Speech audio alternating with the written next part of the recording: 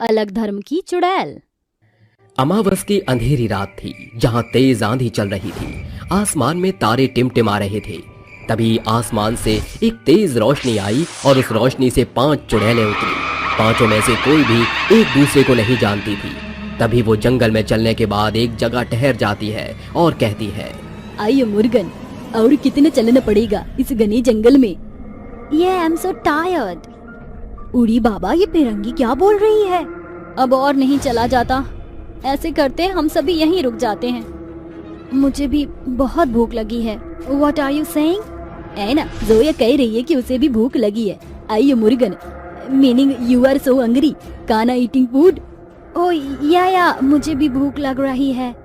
तो चलो, अपने जादू से हम खाना ले आते हैं। पांचों चुड़ैलें अपने जादू से पास के माहौल को खाने लायक बना देती है।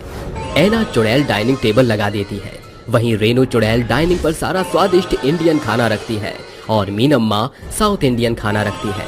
तभी मिष्टी कहती है, अरे तुम्ही की कच्चो, हमारे एकन बंगाली खाना नहीं, हमार रसगुल्ला मिष्टी रसमलाई। ये मिष्टी चुड़ैल क्या बोल रही है? रसगुल्ला रसमलाई? अरे वो अपना बंगाली खाना खाना चाहती है, रसगुल्ला रसमलाई मिष्टी दोई। You mean sweet sugar ball? Yes sugar ball. हाँ, तो इसमें इतनी हैरानी की क्या बात है? ये चुड़ैल अपने जादू से बंगाली खाना ला सकती है ना। इतना वक्त क्यों जाया कर रही है हमारा? एक तो वैसे ही किसी को किसी की कौम पल्ले नहीं पड़ती। चलो सब तारा तारी खाए नहीं। मिष्टी के कहने का मतलब है चलो सब खाना खाते हैं, लेट्स ईटिंग। ये कहते ही पांचों चुड़ैलें अपने अपने धर्म के हिसाब से खाना खाती हैं। कोई बंगाली खाना खाता है, तो कोई मांस मच्छी का, तो कोई शाकाहारी, तो कोई साउथ इंडियन खाना खाता है। पांचों चुड़ैलें अलग अलग धर्म से थी। खाने के बाद वो एक दूसरे के लिबास को देखकर मजाक उड़ाती हुई नजर आती हैं। आइए मुर्गन, इस अंग्रेजन ने ये क्या छोटे छोटे बच्चों का स्कर्ट पहना है? क्या तुम मेरे बारे में बात कर रही हो मिनिम्मा? हाँ, I am talking about you miss Anna, ये एनाकोंडा कहीं की। हाँ एना, मिष्टी से तुम्ही एनाकोंडा अजगर बोले छे? अरे मिष्टी, क्यों तुम आग में घी डाल रही हो? तुम्ही आमा के ज्यादा न शिखा, थान वाली जादूगरी चुड़ैल। तेरी इतनी हिम्मत, तूने मेरी बनारसी साड़ी के बारे में ऐसा बोला? तू ही पागल सी है, तू भी कुछ ज्यादा खास नहीं लग रही बंगाली चुड़ैल जादूगरी। ये क्या मसला है? तुम सब इतने बेअदब क्यों हो रही हो? ये अंग्रेजन बंगालन कुछ भी बोले, तुम खामोश रहो। तेरी इतनी हिम्मत, तुम मुझे बोले? Now I am kill you which. पता नहीं क्या खाड़ा कपड़ा पहनी है और सर पर बांधी है। इसे मुस्लिम लिबास का हिजाब कहते हैं, समझी फिरंगी?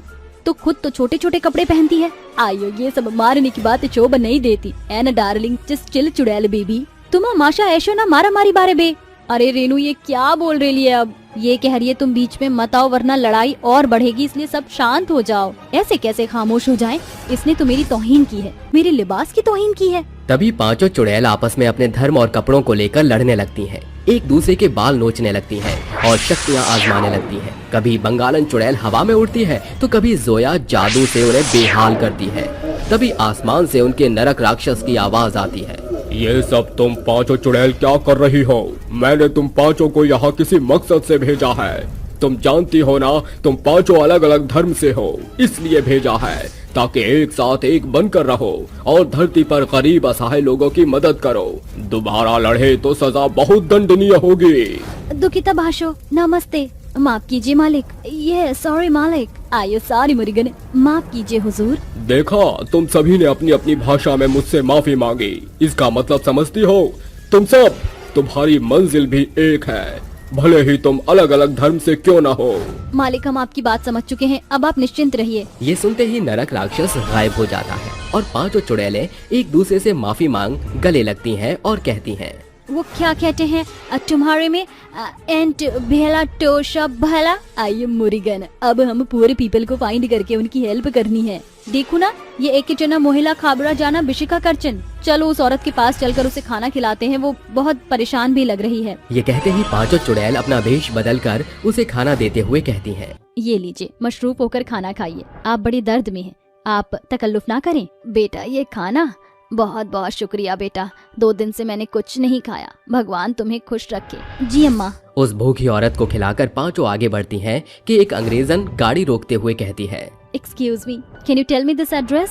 शी की बोल छे? I tell this road, go on this side, then turn left road. Okay, thanks, bye. आइए Murugan, I also tell this महिला एड्रेस. हाँ तो एना ने उस औरत को बता दिया. अब तू ज्यादा मत बन मिनिम्मा, हमें और भी लोगों की सहायता करनी है. ठीक है, चलते हैं. उससे पहले मैं अपने एक शायरी बयां करना चाहती हूँ. तो अर्ज किया है मदद को कहते हैं हेल्प. इरशाद इरशाद. तो अर्ज किया है मदद को कहते हैं हेल्प. ओ मेरी रंग बिरंगी प्यारी चुड़ैलो, क्या तुम करके आई हो अपना हेयर स्कैल्प? वाह वाह वाह, बहुत ही घटिया जोक था ये. जब तुम्हें शायरी करनी नहीं आती तो करती क्यों हो?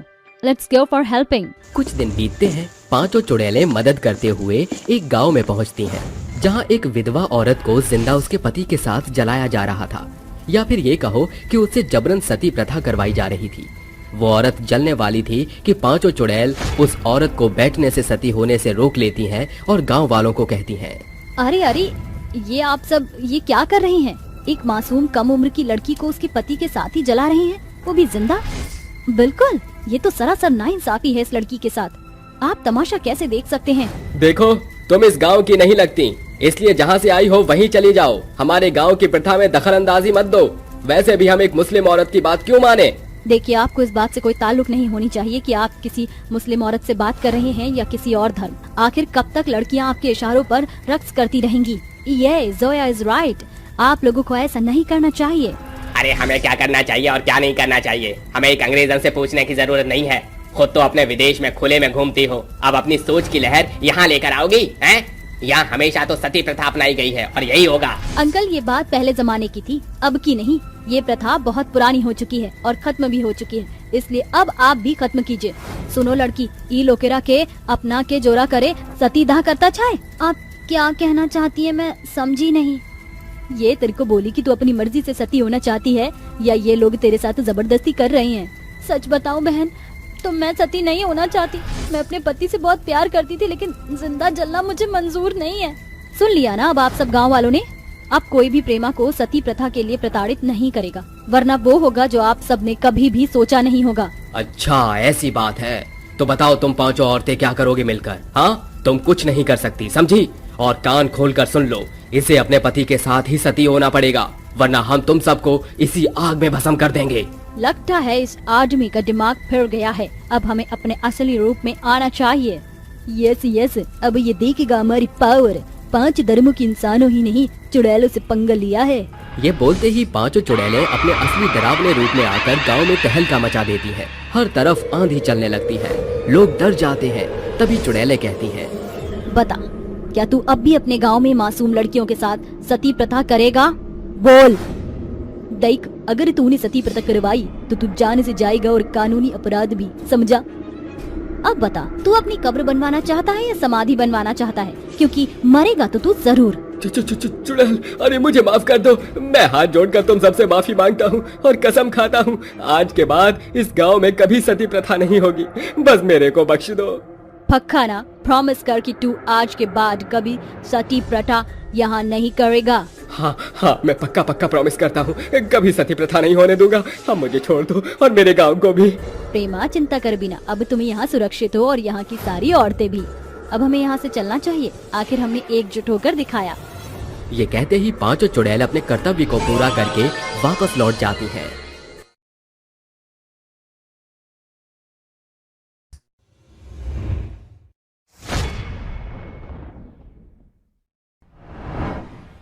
भूत और चुड़ैल की एप्पल ट्रेन. रात के 10 बजे कुछ लोग झुमरू गांव के स्टेशन से सेब ट्रेन में जा रहे थे.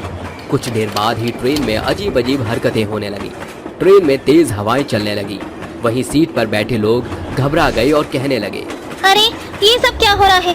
अरे शीला, मुन्नी, चिकनी, चमेली, लैला, कोई तो बताओ. अरे हम कैसे पता होगा?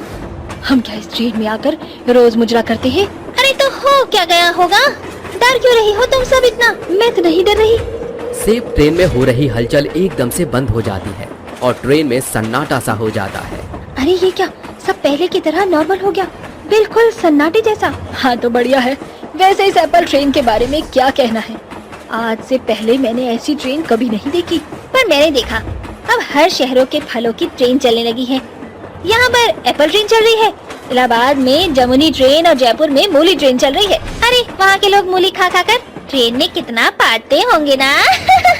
वो तो है। पर इस ट्रेन में क्या है, हम जितना मर्जी चाहे सेब खा सकते हैं। भूख भी लगी है। ये कहते ही पांचों की सीट के पास बहुत सारे एप्पल लुढ़कते हुए उनके पैरों के पास आते हैं। ये उठाकर शीला मुन्नी से कहती है, अरे इस मुन्नी की बच्ची ने सोचा और इतने सारे एप्पल प्रकट भी हो गए। वाह वाह वाह वाह वाह, मैं भी खाऊंगी एप्पल।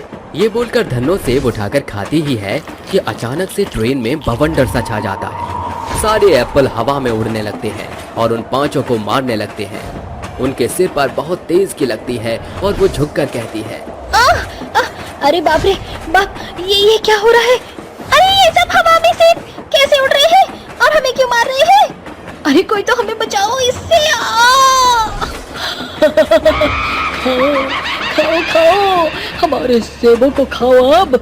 चुड़ैल हमारे ट्रेन में कैसे आ सकती है? सरप्राइज! तो कैसे हैं आप सब? क्या आप सब सेब खाना चाहते हैं? मैं खिलाता हूँ। तुम्हें सेब की भूख लगी थी ना, इसलिए तुम मेरी एप्पल ट्रेन में आ गई। शीला, हाँ मुन्नी, चुड़ैल, भूत दोनों है यहाँ। ये क्या, एक के ऊपर एक सरप्राइज देने का ऑफर चल रहा है? जो कभी भूत आ रहा है तो कभी चुड़ैल। अगर तुम्हारे साथ और साथी हैं तो बता दो, क्योंकि हमारी तो तुम्हें देखकर ही ऐसी तैसी हो गई है।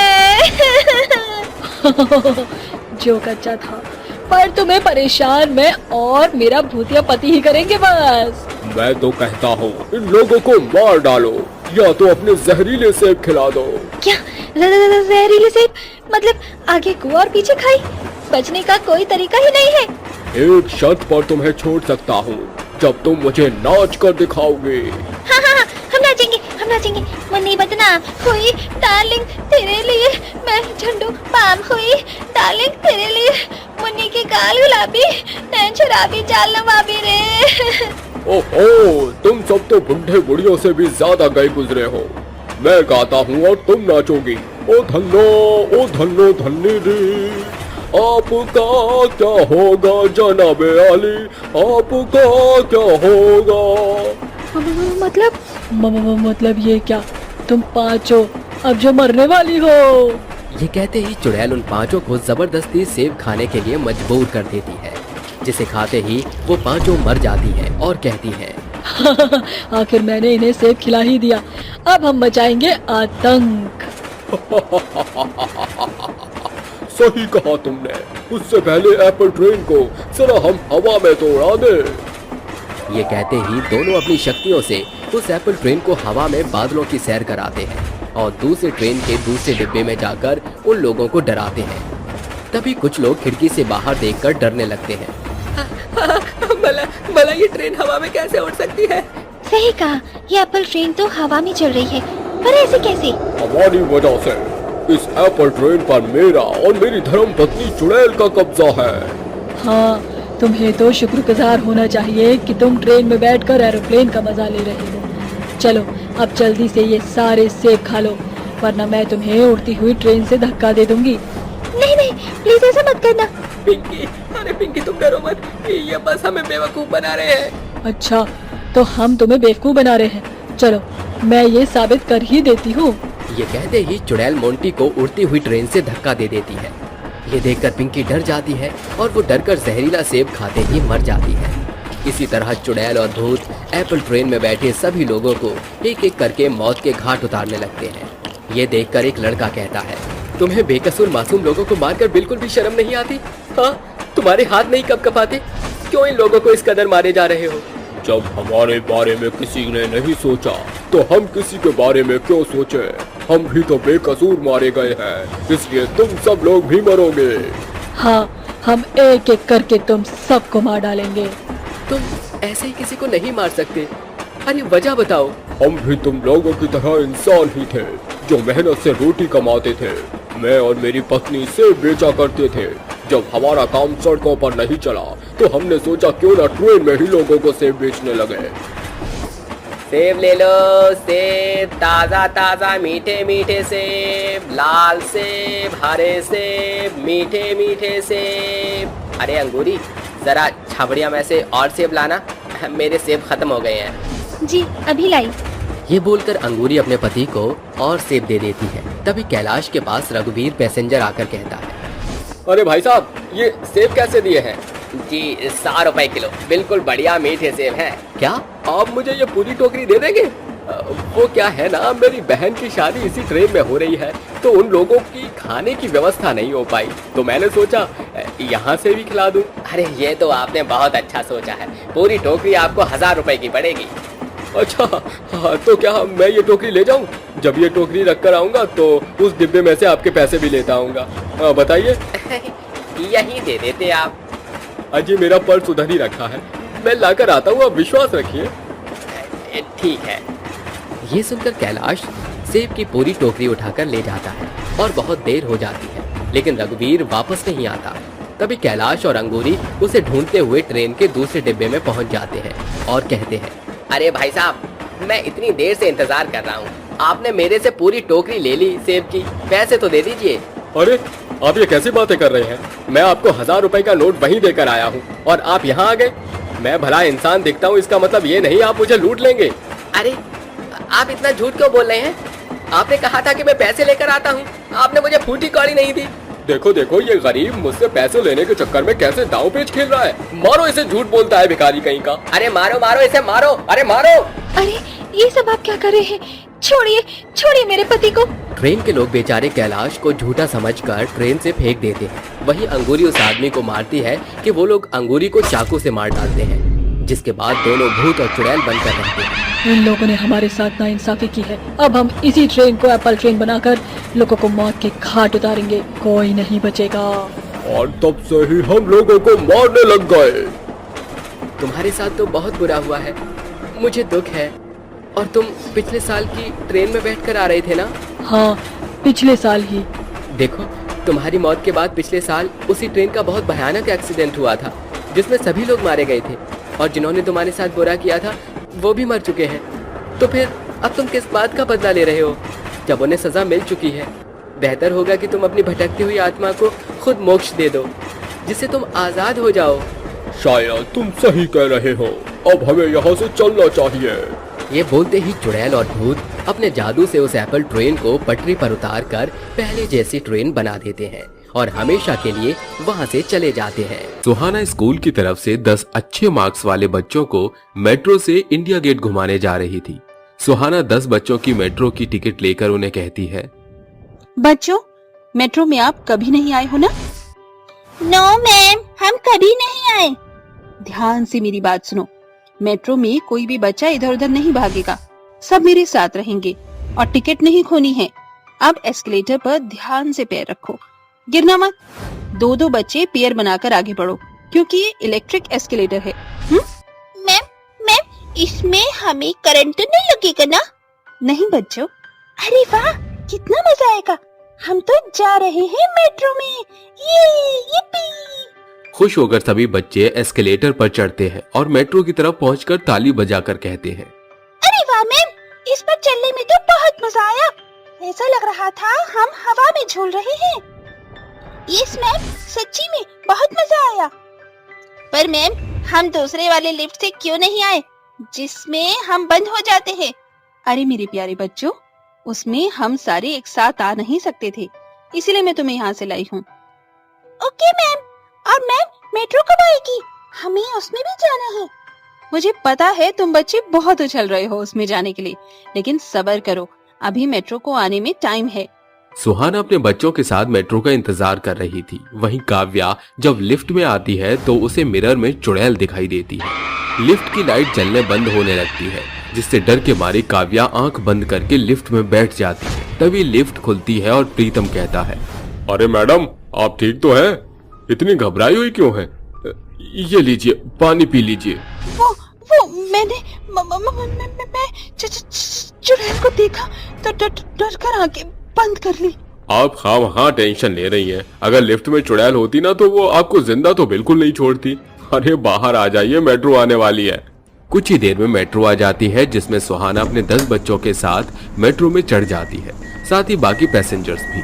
तभी बच्चे मेट्रो में बैठकर कहते हैं, अरे वाह, यहाँ तो बिल्कुल ठंडी ठंडी बर्फ जैसी हवा आ रही है।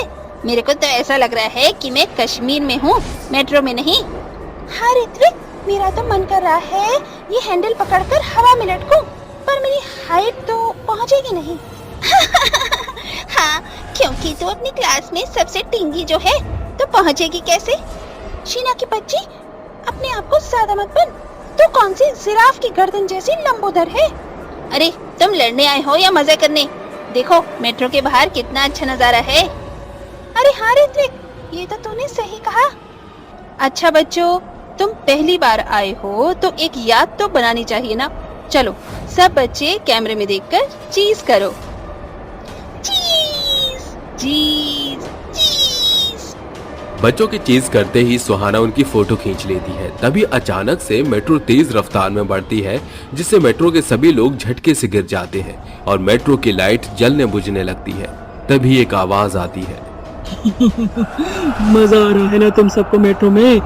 तुम्हारी मेट्रो की राइड को मैं और भी स्पेशल कर दूंगी कुछ ही देर में, कि जिंदगी भर याद रखोगे। मैम, ये कौन बोल रहा है यहाँ? बच्चों उठो, घबराओ मत, मेरे साथ रहो, हाथ पकड़ लो, कुछ नहीं होगा तुम्हें। अरे ये अचानक से मेट्रो में क्या होने लग गया? कुछ देर बाद अगले स्टेशन पर मेट्रो रुकती है। जैसे ही मेट्रो के दरवाजे खुलते हैं तो अंदर आने वाले लोगों को चुड़ैल मेट्रो का दरवाजा झट से बंद करके मार डालती है। मेट्रो के सभी लोग डर जाते हैं।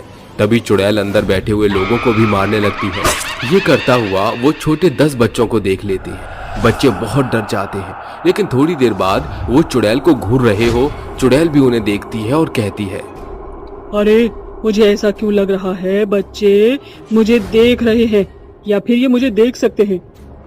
शीना, कशिश, देख वो गंदी सी चुड़ैल आंटी यही आ रही है। क्या करे, कहीं उसने हमें कुछ कर दिया तो? ऋत्विक, तो कितना फट्टू है। आने तो उस गंदी सी आंटी को, हम मजा चखाएंगे। हे बच्चों, तुम मुझे देखकर क्या खुसर पुसर कर रहे हो? क्यों, अब हम खुसर फुसर भी नहीं कर सकती क्या? आप तो लोगों को मारती हो। आप कितनी गंदी आंटी हो। आप ही इस मेट्रो की लाइट जलाकर बंद कर रही हो ना बार बार। आपने तो हमारा सारा मूड किरकिरा कर दिया। अब हम आपको बताएंगे। ये क्या बोल रहे हो तुम? 2 फुट के बच्चे नहीं हो कि जुबान इतनी लंबी है तुम्हारी?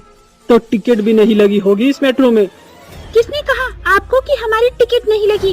हम नीचे से निकलकर नहीं आए, टिकट से आए हैं। अब देखना हम आपका क्या हल करते हैं। ये कहते ही सारे 10 बच्चे चुड़ैल को मारने लगते हैं, तो कोई उसके हाथ पैर खींचकर मुक्के मारता है। चुड़ैल बच्चों से परेशान होकर बौखला जाती है। वहीं सुहाना मेट्रो में माहौल शांत होने पर हेडफोन लगाकर सो जाती है। चुड़ैल पिट रही थी, बच्चे पीटे जा रहे थे। वहीं पास में एक नैना नाम की लड़की रोते हुए कहती है, मर जाऊंगी मैं, कोई प्यार नहीं करता मुझसे, सब मुझे डांटते हैं, मुझे जीने का कोई हक नहीं। अब मैं आगे कुछ भी नहीं कर सकती। अगले स्टेशन आने पर मैं अपनी मेट्रो के आगे कूदकर जान दे दूंगी। अरे नहीं, दीदी तो अपनी जान देने वाली है। कशिश, प्रिया, शीना, जल्दी से उन दीदी के पीछे चलना, मेट्रो के रुकते ही, क्योंकि उनकी जान खतरे में है। ठीक है, ठीक है। मेट्रो में अगला स्टेशन अनाउंस होता है, जिससे सुहाना जग जाती है और बच्चे नैना के पीछे मेट्रो से उतर जाते हैं। सुहाना भी चली जाती है। चुड़ैल भी उन बच्चों की बात सुनकर उनके पीछे जाती है। मेट्रो चलने पर नैना कूदने वाली होती है कि बच्चे और चुड़ैल मिलकर उसे साथ में बचा लेते हैं और वो कहती है, अरे बच्चों, क्यों बचाया तुमने मुझे? मरने दिया होता, कम से कम सबकी टेंशन तो खत्म हो जाती। दीदी, आप मरना क्यों चाहते हो? क्या हुआ है? मेरी पढ़ाई में कम नंबर आए हैं और अब मैं कभी भी डॉक्टर नहीं बन पाऊंगी। बस इसके लिए तुम अपनी जान देने जा रही हो? पागल हो, जो गलती मैंने की है वो तुम मत दोहराओ। देखो, छोटे बच्चे भी सही गलत का फर्क जानते हैं। हाँ दीदी, आपको पता है हम सारे बच्चों के मार्क्स बहुत अच्छे आए हैं, इसीलिए हमारी मैम आज हमें इंडिया गेट घुमाने ले जा रही है। लेकिन हम जब फेल होते हैं तो हमें डांट भी बहुत पड़ती है। हाँ बच्चे, कोशिश करते हैं ना, और तुम मरने चली गई। पता है, 2 साल पहले मैं भी मेडिकल की पढ़ाई में फेल होने से बहुत डर गई, जिस वजह से मैं इसी ट्रेन के आगे कूद गई। मुझे समझाने वाला कोई नहीं था, कोई बच्चा भी नहीं। देखो, तुम दोबारा से इसकी पढ़ाई करो, क्या पता अच्छे मार्क्स आ जाएं। बच्चे भी तो कोशिश करते हैं ना, लेकिन एक दिन वो फर्स्ट जरूर आते हैं। तुम भी करो, लेकिन ऐसे हार मत मानो। कम से कम अपने माँ बाप के बारे में सोचो। पर बच्ची सही कह रही है, आप दोनों ने मेरी आंखें खोल दी। मैं दोबारा से मेहनत करके पढ़ाई करूंगी और मेडिकल का पेपर दूंगी। ये हुई ना बात दीदी, आज जब डॉक्टर बनोगे ना तो हम आपके पास ही सुई लगवाने आएंगे। तुमने चुड़ैल होकर बात तो बहुत अच्छी कही है, लेकिन तुमने लोगों को मारा क्यों?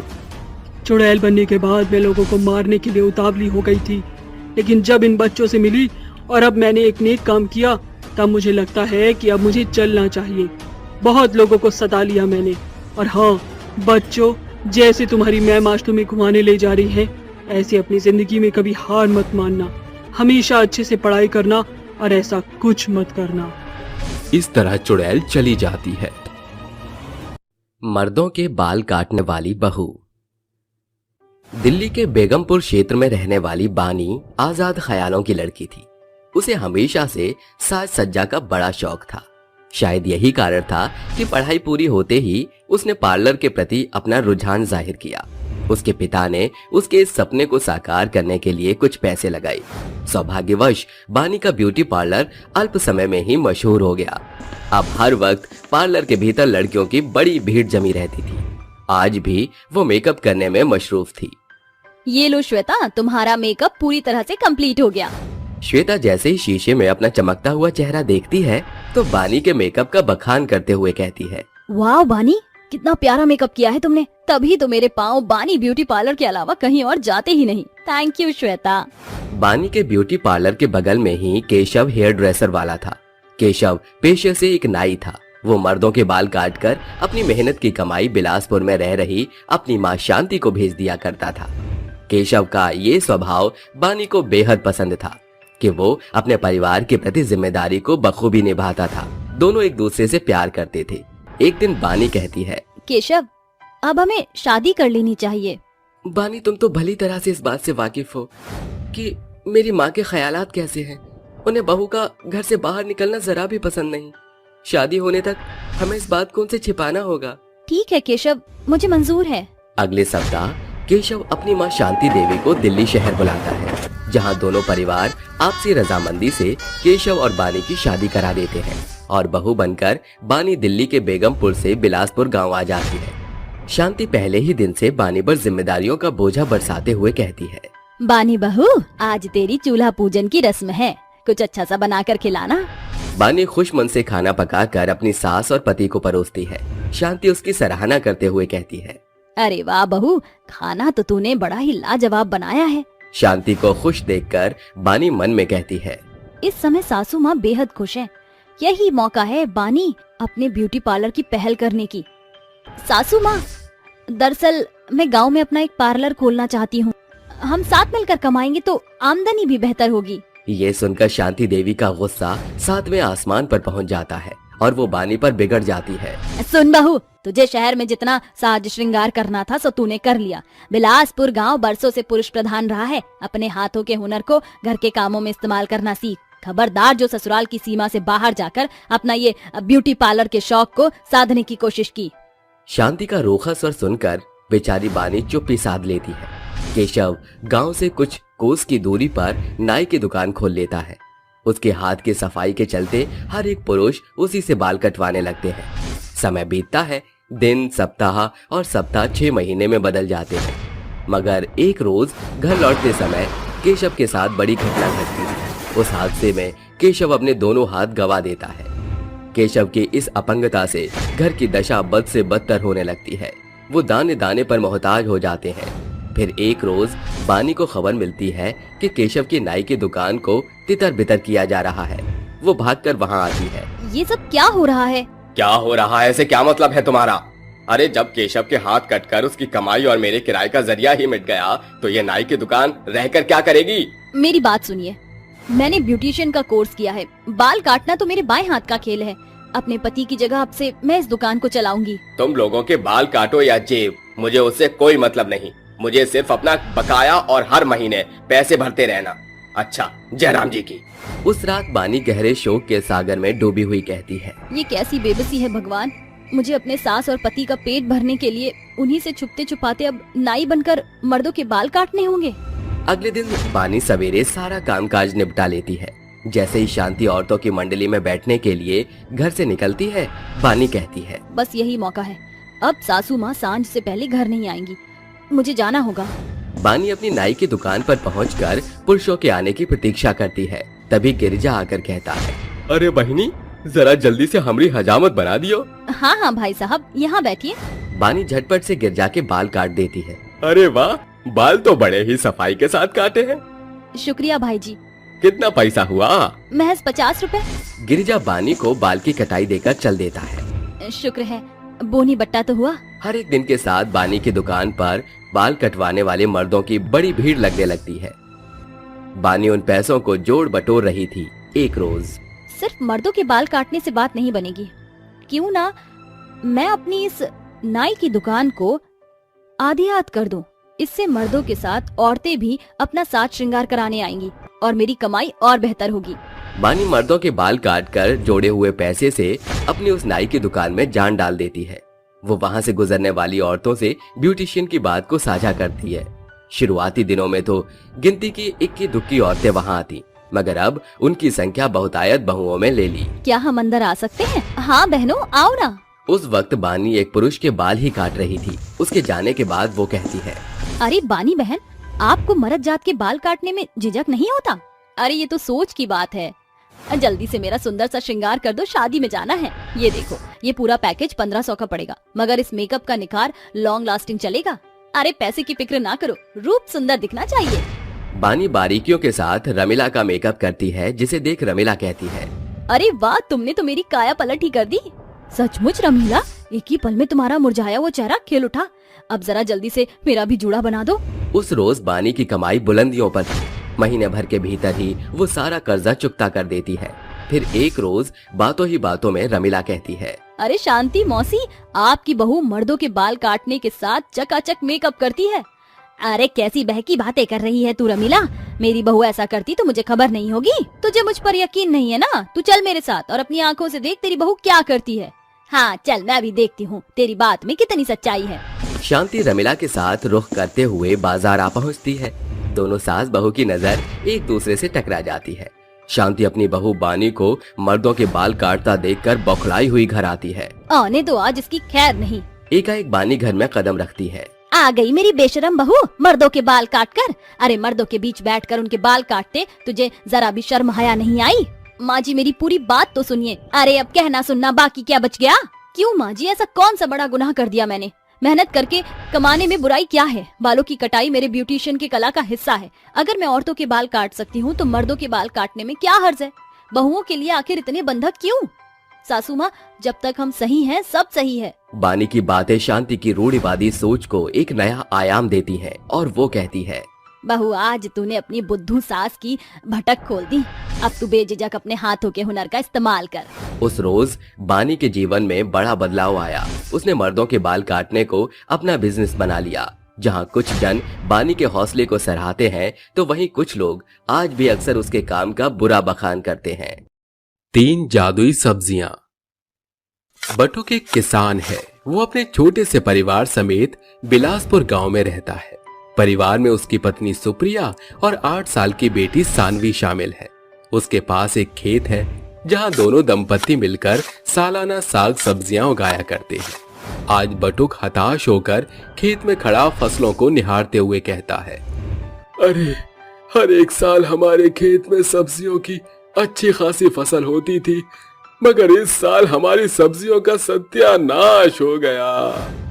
जबकि इस बार हमने अपने सब्जियों की फसल का अन्य सालों की तुलना में खास ख्याल रखा था। कितनी मुश्किल से पाई पाई बटोर कर इन सब्जियों के फसल की बुआई की थी ताकि ज्यादा तादाद में सब्जियां उगे, मगर सब कुछ खाक हो गया। सब्जियों की फसल की बड़ी बर्बादी ने दंपत्ति को घनघोर गरीबी के दलदल में धकेल दिया। उस रात तीनों रूखी सूखी खाने बैठते हैं। अरे माँ, ये क्या, आज आपने सब्जी नहीं बनाई? सानवी बिटिया, इस साल हमारी सब्जियों की फसल बर्बाद होकर बुरी तौर से बर्बाद हो गई है। बड़ी मुश्किल से पेट भरने के लिए दाल रोटी का बंदोबस्त हुआ है। सुप्रिया की बातें सुनकर नन्ही सानवी खाने का एक कौर खाकर सयाने स्वर से बोलती है, कोई बात नहीं माँ, साग सब्जियां तो मैं रोजाना ही खाती हूँ। वैसे ये दाल तो देखने में जितना शानदार है, इसका स्वाद साग सब्जियों से ज्यादा उत्तम है। जैसे तैसे एक रोज तो कट जाता है, मगर बदलते दिन के साथ वो दाने दाने पर मोहताज हो जाते हैं। भूख से तीनों का चेहरा कुमला चुका था। आज सानवी सड़क से गुजरते हुए कहती है, माँ, पिताजी पिछले 5 दिनों के भूखे हैं। उनकी भूख मिटाने के लिए मंदिर में कुछ तो मिल ही जाएगा। एकाएक उसकी निगाह सड़क के बीचों बीच गिरे 10 रुपए के नोट पर जाती है। 10 रुपए? ये किसके होंगे? मैं क्या कर सकती हूँ इन पैसों का? एक काम करती हूँ, इस पैसे से कुछ खाने का खरीद लेती हूँ। 10 रुपए लेकर सानवी बाजार में आती है, जहाँ आर्या नाम का एक सब्जी वाला ऊंचे स्वर से कहता है, लौकी लो भैया, गोल गोल गोभी लो, काका कद्दू एकदम सस्ते भाव में, ये बड़े बड़े बैंगन, आओ आओ ग्राहकों, ले जाओ सस्ती सब्जियां। अरे चाचा, क्या भाव है सारी सब्जियां? अरे बहुत सस्ता है बिटिया। फूल गोभी 20 रुपए किलो, बैंगन 15 रुपए किलो और कद्दू तो एकदम सस्ता, सिर्फ 10 रुपए किलो। मेरे पास केवल 10 रुपए ही हैं, मगर मुझे ये तीनों सब्जी चाहिए। ठीक बा बिटिया, हम आपन हिसाब से सवाल सब्जी तौल देते हैं।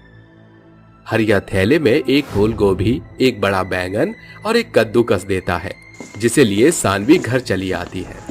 सानवी बिटिया, बिना पैसों के तुम ये सब्जी कहाँ से ले आई? माँ, मुझे रास्ते में 10 रुपए पड़े मिले, ये सब्जियाँ उन्हीं पैसों से मोल लाई हूँ। लाओ, इन सब्जियों को टोकरी में धर दो।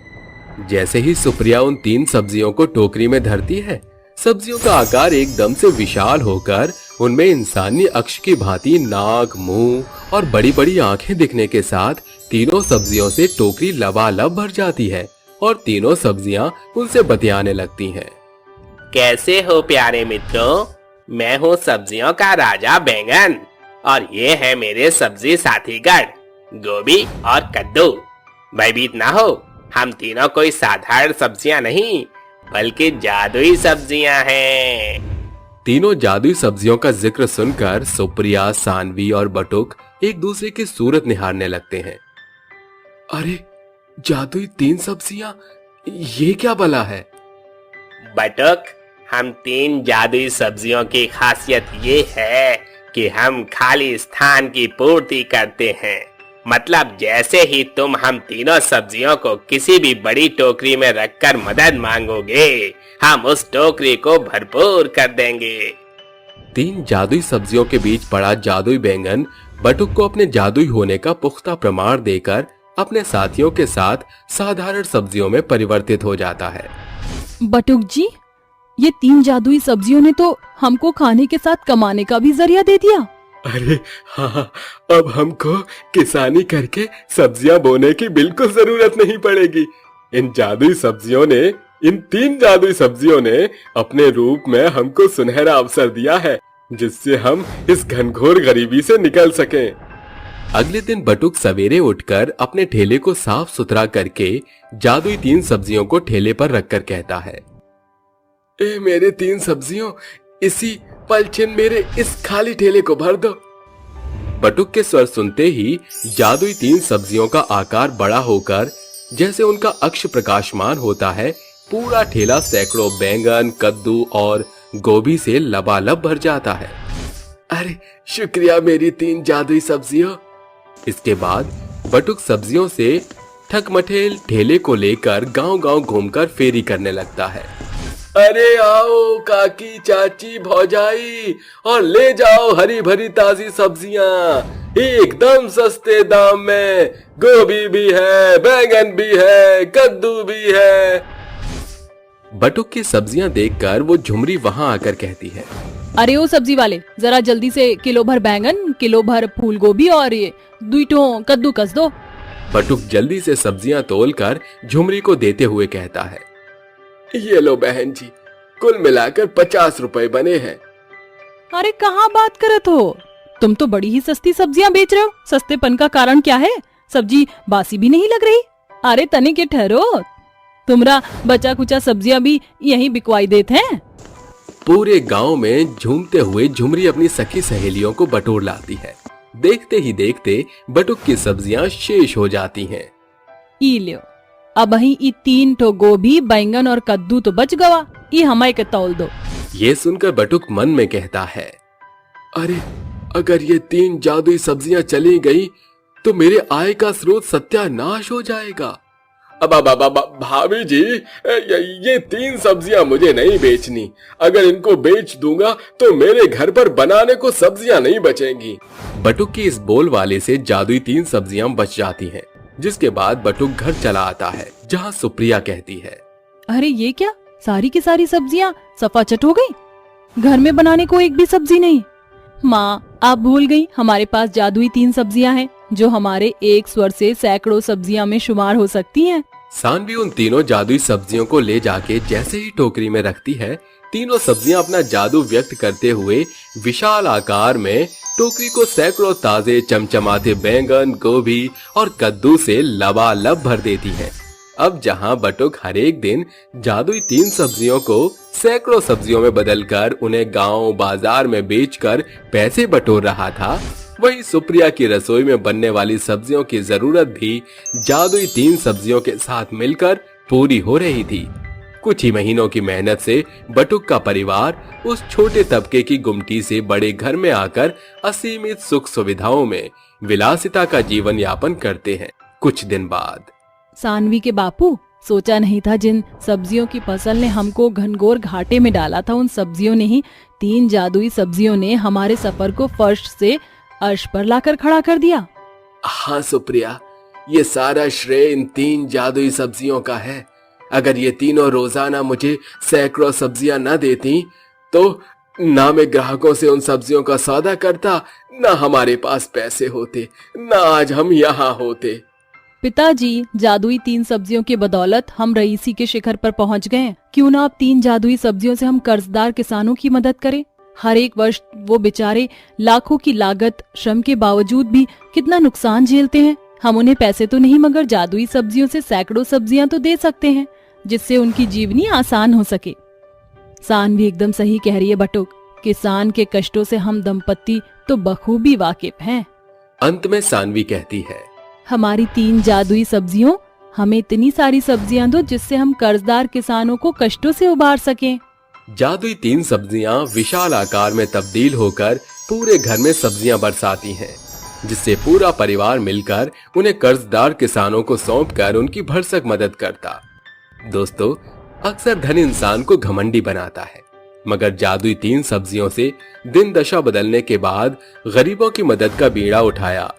वो स्वार्थी न बनकर सारथी बने, जो इंसानियत की पहचान को साफ तौर से दर्शाता है।